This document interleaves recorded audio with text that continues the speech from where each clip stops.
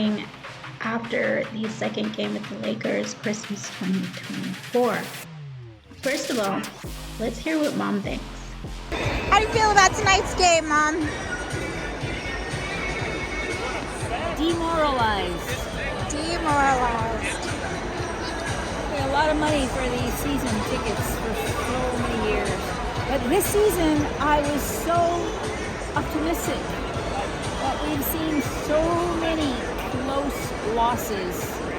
The worst are two to the freaking Lakers. Excuse my language.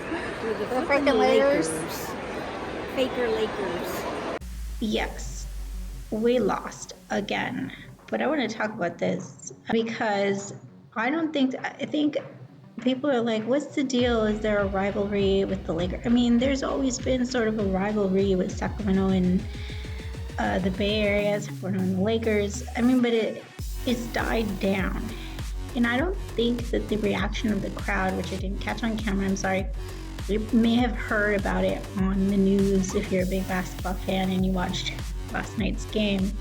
The crowd was insane. I mean, it wasn't like the playoffs. It was an angry roar all around the board. I mean, we were mad and frustrated, not just because of the game. I'll tell you what I heard in the audience. It was a lot of profanity, actually. A lot of profanity being screamed as soon as the buzzer went off and we lost that game. It wasn't about the calls. I heard, F you and everything about the refs, obviously. And then I was hearing predators getting off my floor, blah, blah, blah. And it was craziness. So I want to say that it's that the feeling here in basketball or in the crowd, in, the Sacramento fans, Sacramento Kings fans, is not about the rivalry with the Lakers. It's never been a rival. I don't think there were any fights in the streets over this game last night, although I didn't watch the news. I came home, it was so exciting and frustrating. I mean, I fell asleep. As soon as I got home, I was so tired, I just fell asleep. So it's really early. I think it's like 7:45 this morning, and I've been up for a while. So I just wanted to get on here and let you know my first takes. I don't think it's about the rivalry. I think, honestly, that it's a statement. Every basketball team is in it to make a statement. Basketball is not just about basketball, and there will be a lot of people saying it's just basketball, it's just sports, get over it.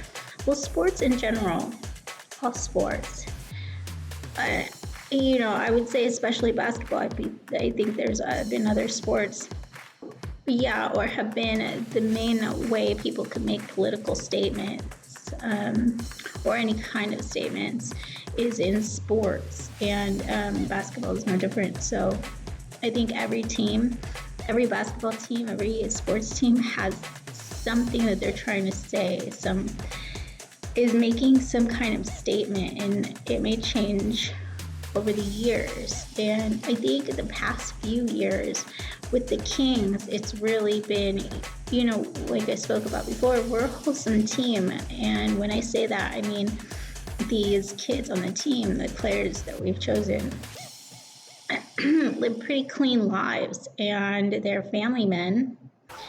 And some of them are real religious, and some of them are, just really focused and don't want a lot of things to get in their way. Sort of innocent kids that just want to play the game. But that is a statement in itself.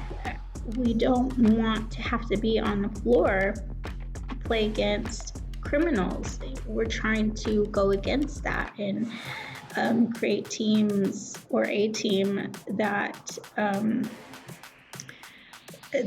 is far away from that kind of behavior, those people in an environment. We're not in LA where it surrounds us. Sacramento is a college town, it's a political town, you know.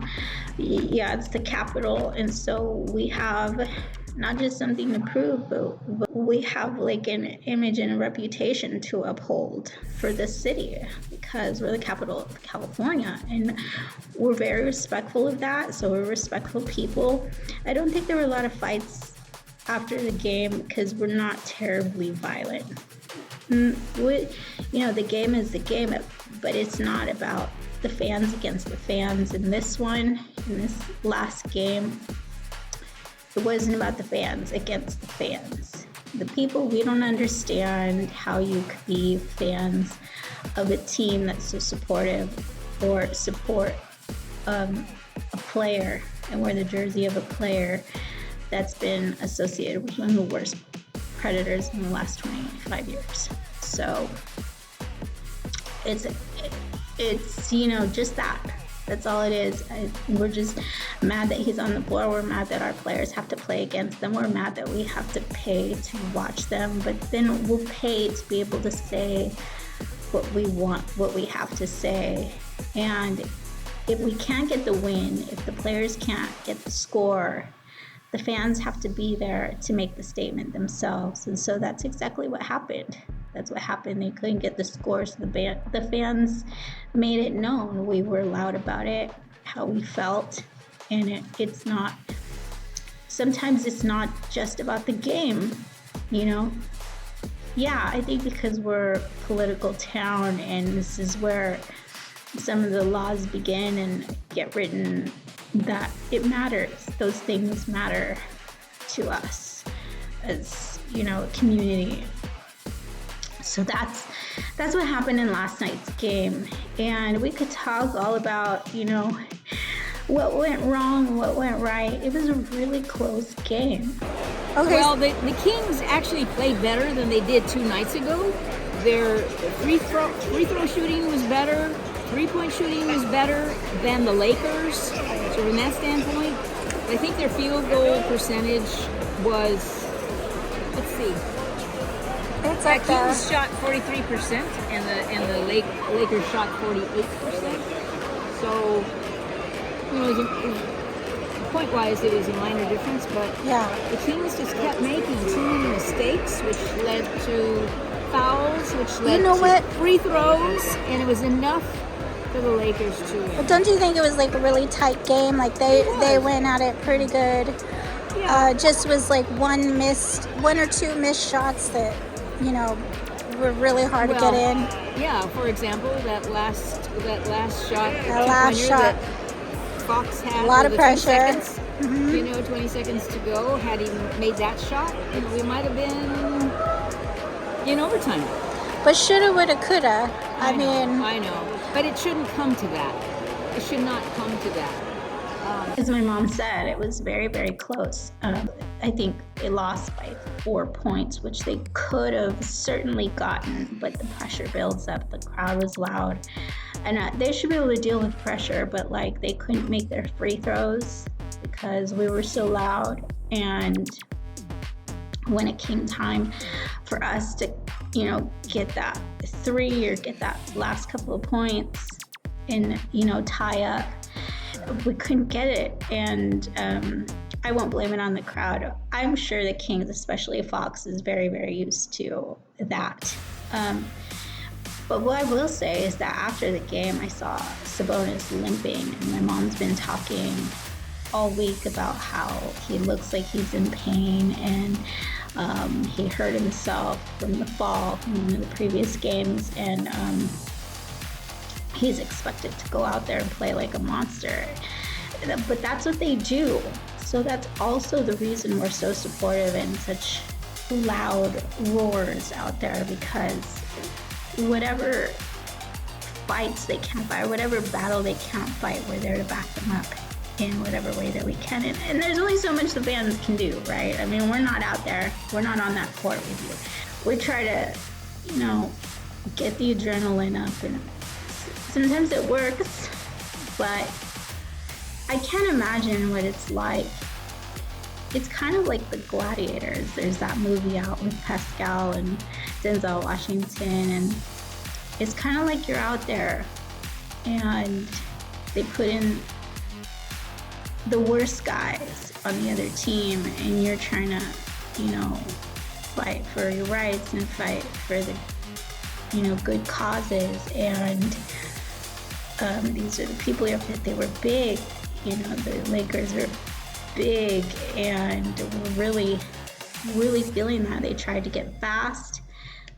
They tried to get fast as you can. First of all, we're the fastest team in the league, and when they sped up, we definitely showed them what speed was and what we were capable of.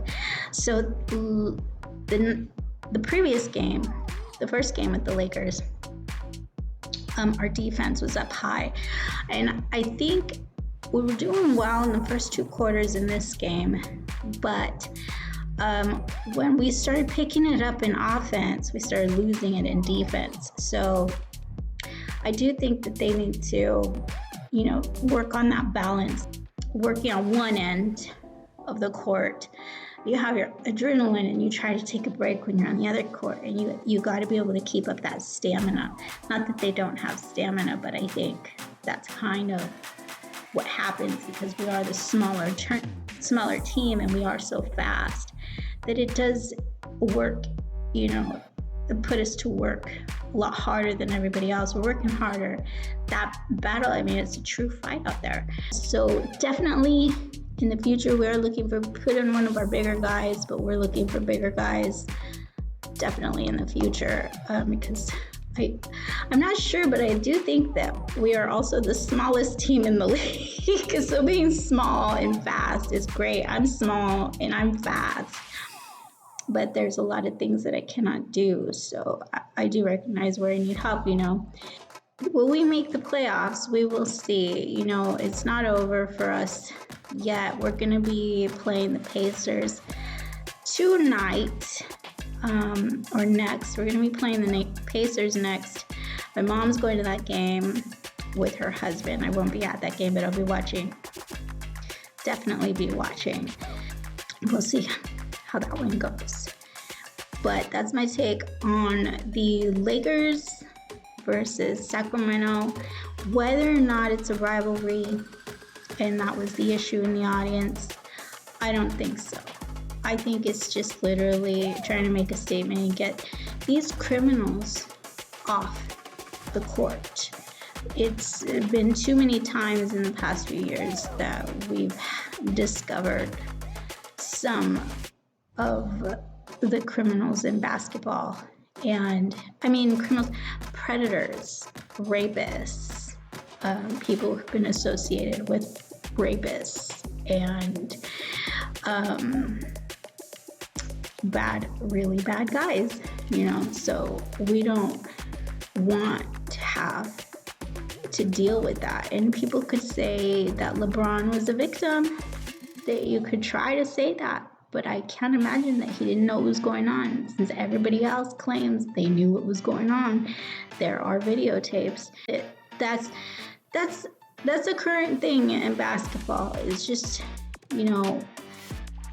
how do we evaluate a player and keep the criminals off the floor, but also try to hire and draft the best players in the world?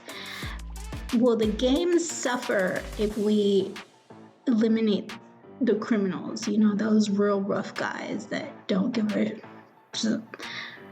Well, I don't think so. And I think our team is proving that, being that evaluating a person's background and personality and whether or not they're doing anything wrong in their lives matters, and it will not affect, and they can still continue to be the best players in the league and better than the worst. So we gave the Lakers a run for their money last night and the night before. 4 points is not a lot to lose by. We definitely had a chance, but we just had a bad night. We were in pain, and we didn't make those last 2 shots. That was it. I don't think our rivalry is stronger. with anyone else. And it's just because, you know, to the Lakers fans, I will say, can't speak for other people. Other people may not be evaluating it this much, and then just may be mad, you know, but the statement is this: we don't want people in Sacramento to support not the team but players that are that terrible, you know, being a criminal and still being allowed to play. It seems wrong. If you have that kind of reputation in any other industry, you're gone. It's just a matter of millions of dollars in sports. So it's a little bit different, and personally, I don't see why it is. I mean, he is close to retirement. I don't know that it's likely that they'll make the playoffs, but they may set it up so that they do, just because he's retiring. But I think he should retire anyways, because he's going to be at the core of a really bad rivalry if he doesn't, number one. But number two, I think honestly, a lot of people just don't want to play him anymore. They don't want to play with him. And before, I think when it was an honor to be in his presence to some players in the league, honestly, I was never very impressed. But he's big. I mean, with some talent and skills, learned skills and that kind of height and mass, you're gonna be a good player. I would encourage him to retire, you know, but like I said, he could play until he's 50 and keep getting those minutes. The records he's breaking doesn't matter. Honestly, it would be a disgrace to basketball if one of their biggest record breakers was LeBron at this point in time. That's all I have to say. Game over. We'll be back for the next one. Pacers, I don't think we have that big of a problem with, but we will see Mom's evaluation at the end of the night. Thank you very much for watching, guys. This is Hot Cakes with Hot Takes. Bye-bye. Let's get out of here. I don't want to hear these faker Laker fans cheering their win.